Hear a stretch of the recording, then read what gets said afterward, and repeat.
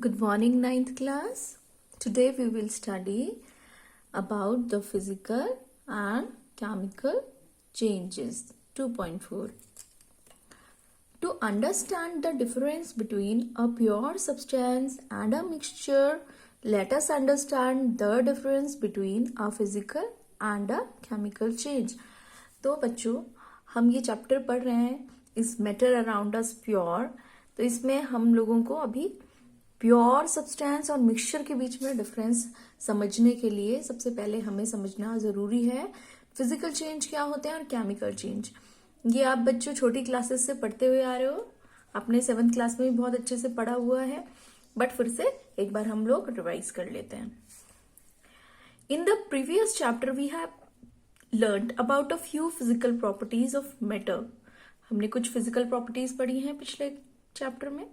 The properties that can be observed and specified like color, hardness, rigidity, fluidity, density, melting point, boiling point, etc.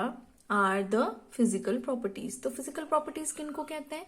जो हम देख सकते हैं, observe कर सकते हैं, जिन्हें हम स्पेसिफाई कर सकते हैं, उनको हम क्या कहते हैं? फिजिकल प्रॉपर्टीज कहते हैं. जैसे कि कलर है, किसी चीज का कलर है, हम उसको देख सकते हैं, हम बता सकते हैं कि ये कलर है, रेड कलर है, ब्लू कलर है ना. हार्डनेस है, कितना हार्ड है, सॉफ्ट है, हम ये देख सकते हैं और ये हम स्पेसिफाई भी कर सकते हैं. रिजिडिटी, कितना रिजिड है ना, हम दबाएंगे तो प्रेस होगा कि नहीं होगा, तो कैसा है, रिजिड है, नॉन रिजिड है, ये बता सकते हैं. फ्लूइडिटी, जैसे लिक्विड क्या होती है, फ्लूइडिटी होती है, उनमें तरलता होती है ना.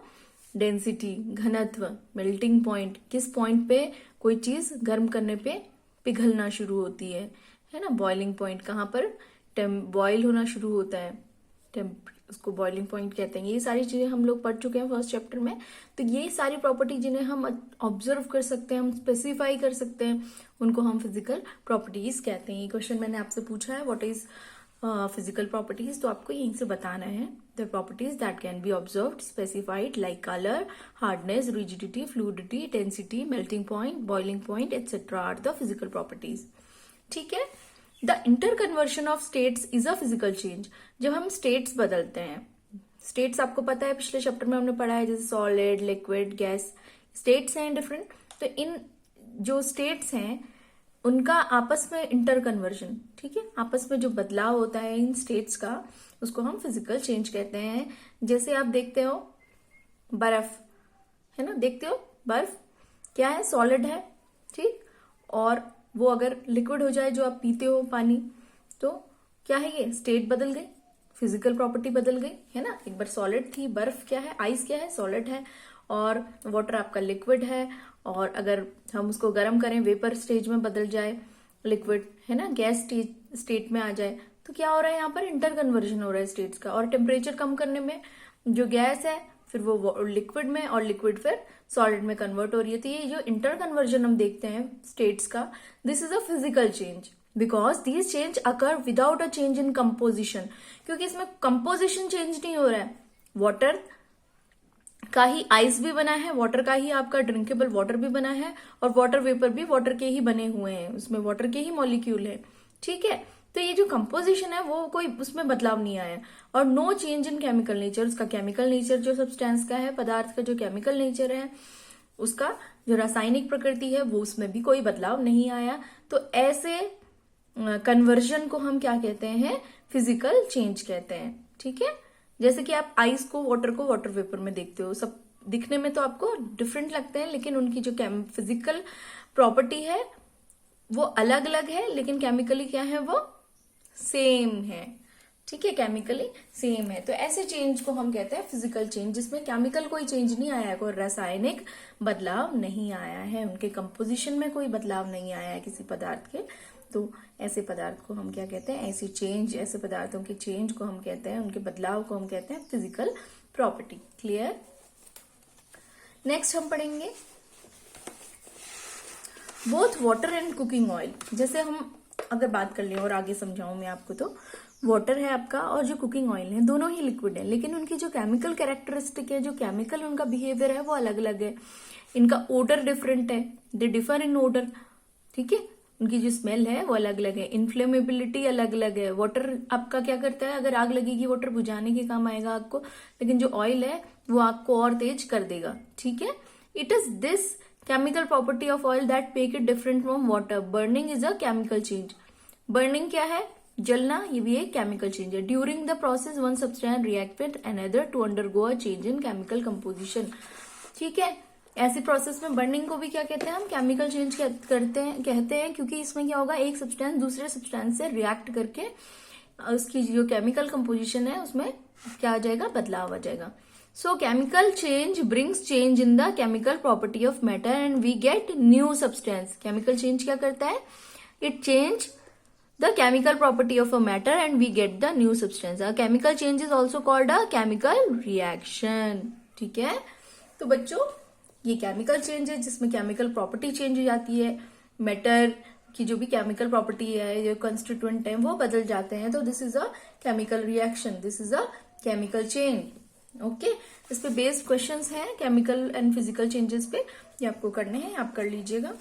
नेक्स्ट हम पढ़ेंगे what are the types of pure substance.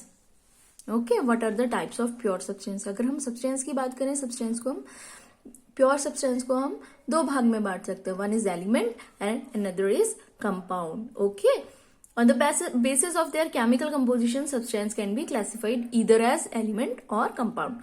element सबसे पहले ये जो नाम है ये किसने दिया था, रॉबर्ट बॉयल ने in 1661 ये टर्म इन्होंने यूज किया था। He was the first scientist to use the term element, Robert Boyle. Antoine Laurent Lavoisier in 1743 to 94, a French chemist was the first to establish a experimentally useful definition of an element. और element की एक proper definition जो परिभाषा दी इन्होंने दी Antony Laurent Lavoisier ने। तो इन्होंने कैसे डिफाइन किया एलिमेंट को, element as a basic form of matter, element has a basic form of matter that cannot be broken down into simpler substance by chemical reaction. एक बेसिक फॉर्म है element matter का जिसको हम further divide नहीं कर सकते chemical reaction से, उसके सिंपल सब्सटेंस में नहीं डिवाइड कर, मतलब एलिमेंट क्या है, एक सिंपल सब्सटेंस है, मैटर का एक बेसिक फॉर्म है जिसको फर्दर हम डिवाइड नहीं कर सकते। और एलिमेंट्स आप अपने पीरियोडिक टेबल में देखेंगे तो एलिमेंट्स आपको 3 टाइप में डिवाइडेड मिलेंगे, मेटल होंगे, मेटल का टाइप होगा, non metal and metalloid. You will see elements can be normally divided, normally हम उनको मेटल, नॉन मेटल और मेटलॉइड में डिवाइड करते हैं। अभी आपको 3 चीजें ही पढ़नी है, हायर क्लासेस में आप और चीजें भी देखेंगे, लेकिन हम नॉर्मली जो नॉर्मल डिवीजन देख रहे हैं उसमें हम मेटल देख रहे हैं, नॉन मेटल एंड मेटलॉइड, ठीक है। और ये फिजिकल प्रॉपर्टी है मेटल के जो आपको ध्यान में रखनी है, नेक्स्ट 10th क्लास में भी आपसे ये पूछी जाएंगी और आप पिछली क्लासेस से भी पढ़ते हुए आ रहे हो इन सारी प्रॉपर्टीज को, ठीक है। छोटी क्लासेस में भी आपने पढ़ा है, फिर से एक बार रिवाइज कर लेते हैं। मेटल्स यूजुअली शो सम और all of the following properties, इनमें से कुछ प्रॉपर्टी दिखाते हैं या सारी ही प्रॉपर्टी मेटल दिखाते हैं। जैसे कि उनमें क्या होता है, एक लश्चर होता है, शाइन होती है, ठीक है। उनका कलर जनरली सिल्वर ग्रे या गोल्डन येलो कलर का होता है और वो हीट कंडक्ट करती है ना, उनके थ्रू हीट कंडक्ट होती है, इलेक्ट्रिसिटी कंडक्ट होती है, डक्टाइल होते हैं। What is ductile, ductile means they can be drawn into wires, जैसे एल्यूमिनियम के आप वायर्स देखते हो ना, वायर्स होते हैं लंबे लंबे, ठीक, वायर के रूप में हम इसको क्या कर सकते हैं, खींचकर लंबी तार बना सकते हैं। तो दिस इज डक्टिलिटी। तो ये डक्टिलिटी की प्रॉपर्टी किसमें होती है, मेटल में होती है, तो ये आपको ध्यान में रखना, this is an important property. They are malleable, malleable का मतलब क्या है, जब हम उनको पीटेंगे, ठीक है, तो वो शीट के फॉर्म में कन्वर्ट हो जाएंगे। They can be hammered into thin sheet, जैसे एग्जांपल एल्यूमिनियम फॉइल का आप देखते हो घर में, आप अपना लंच पैक करती है मम्मा आपके लिए उसमें, तो that is a property of metal, that is called malleability. तो ये मैलिएबल जो प्रॉपर्टी है, जो मैलिएबिलिटी प्रॉपर्टी है, इसके वजह से ये शीट के फॉर्म में आपको दिखाई देते हैं, ठीक है। They are sonorous. What is sonorous, sonorous मतलब अगर हम मेटल को मारेंगे तेज से तो एक रिंगिंग साउंड प्रोड्यूस होती है, so this is the property of metal. Example आप ध्यान में रख सकते हैं कुछ इंपॉर्टेंट, गोल्ड, गोल्ड की हर किसी के घर में गोल्ड की क्या होता है, आपके गोल्ड आप पहनते हैं ना, मम्मा पहनते हैं, सब लोग गोल्ड के कुछ ना कुछ आपके पास ऑर्नामेंट्स होते हैं। सिल्वर भी होता है घर पे, copper, iron, sodium and potassium generally नहीं होगा घर पर, लेकिन गोल्ड, सिल्वर, कॉपर, आयरन आपके घर पे भी प्रेजेंट होता है। मेटल की बनी हुई चीजें आपके घर पे होती हैं। एंड मरकरी, ये आपको ध्यान रखना है, mercury is the only metal that is liquid at room temperature. ये आपसे कॉम्पिटिशन में भी पूछा जाएगा, मरकरी क्या सा मेटल है? ओनली मेटल है, इकलौता ऐसा मेटल है जो कि लिक्विड होता है रूम टेम्परेचर पे, मरकरी। इसका सिंबल भी पूछा जाता है, that is capital H and small g, Hg। ठीक है, mercury is the only metal that is liquid at room temperature. अब हम नॉन मेटल पढ़ेंगे। Non metal usually show some और ऑल द प्रॉपर्टीज, इनकी वेराइटी ऑफ कलर्स आपको दिखाई देंगे नॉन मेटल्स में। पुअर कंडक्टर होते हैं हीट और इलेक्ट्रिसिटी के, मतलब इनकी जो प्रॉपर्टी होती है that are just opposite of metals, metal के अपोजिट होती है इनकी properties. They do not have lustre, lustre नहीं होता, शाइन नहीं होती नॉन मेटल्स में, सोनोरस नहीं होते, साउंड नहीं आती इनको पीटने पर, और ये मेलिएबल भी नहीं होते, शीट के फॉर्म में कन्वर्ट नहीं होते। इनकी कुछ एग्जाम्पल है जैसे hydrogen, oxygen, iodine, carbon, bromine, chlorine. और कुछ एलिमेंट ऐसे होते हैं, हम तीसरी कैटेगरी पढ़ रहे हैं एलिमेंट की, हमने एक मेटल पढ़ा नॉन मेटल, कुछ तीसरी कैटेगरी जिसे हम मेटलॉइड कहते हैं, इनकी प्रॉपर्टी कैसी होती है? इंटरमीडिएट प्रॉपर्टी होती है इनकी, मेटल और नॉन मेटल के बीच की प्रॉपर्टी ये शो करते हैं। For example boron, silicon and germanium, ये आपको ध्यान में रखना है, इनकी एग्जाम्पल लेंगे। अब यहाँ पर हम देख लेते हैं more to know. You should know all these things. The number of elements known at present are more than 100. 100 से भी ज्यादा एलिमेंट्स अभी नोन है। 92 elements are naturally occurring and the rest are man made. 92 elements कैसे हैं? Naturally occurring है, बाकी man made है। मेजोरिटी एलिमेंट्स कैसे होते हैं? सॉलिड फॉर्म में। 11 elements are in gaseous state at room temperature. 2 elements are liquid at room temperature. 2 liquid हैं, मरकरी, ब्रोमीन। एलिमेंट बोला मैंने, अगर मेटल नॉन मेटल बोलूं तो मेटल मरकरी है जो लिक्विड है रूम टेम्परेचर पे, और नॉन मेटल है bromine. Bromine is a non metal, और नॉन मेटल है, और ऐसा नॉन मेटल है जो लिक्विड फॉर्म में होता है रूम टेम्परेचर पे। इसके बाद कई बार एग्जाम में पूछा जाता है कि आप अपनी हैंड में अगर किसी मेटल को रख लें तो वो लिक्विड हो जाएगा। तो ऐसे 2 लिक्विड हैं जो कि रूम टेम्परेचर आपका होता है जनरली 25 डिग्री सेंटीग्रेड को हम रूम टेम्परेचर बोलते हैं, दैट इज 298 केल्विन। बट आपकी हथेली जो है वो रूम टेम्परेचर से ज्यादा गर्म होती है, आपकी बॉडी टेम्परेचर ज्यादा होता है। तो एलिमेंट्स लाइक गैलियम, सीजियम, ये अगर अपने हाथ पे रखेंगे आप, मतलब इतनी गर्मी पाने पर ये क्या हो जाएंगे? लिक्विड में कन्वर्ट हो जाएंगे। Gallium and caesium they become liquid at a temperature slightly above room temperature 303 kelvin. Okay, clear? ये आपको ध्यान रखनी है, छोटी छोटी चीजें एग्जाम्स में पूछी जाती हैं, कंपटीशन में पूछी जाती हैं। आप जब अच्छे से पढ़ते हैं तो आपको ये छोटी छोटी प्रॉब्लम्स कभी नहीं आती है, हायर क्लासेस में और इजी हो जाता है आपका पढ़ना और चीजों को समझना। Now what is compound?